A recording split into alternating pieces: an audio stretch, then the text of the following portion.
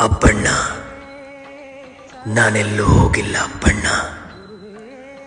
ನನ್ನ ಭಕ್ತರಿಗೆ ದಾರಿ ತೋರಿಸು ಗುರುವಾಗಿ, ನೋವನ್ನು ಮರೆಸು ವೈದ್ಯನಾಗಿ, ಕಷ್ಟಗಳನ್ನು ಪರಿಹರಿಸು ದೈವವಾಗಿ, ಕೇಳಿದ್ದನ್ನು ಕರುಣಿಸು ಕಾಮಧೇನು ಕಲ್ಪವೃಕ್ಷನಾಗಿ.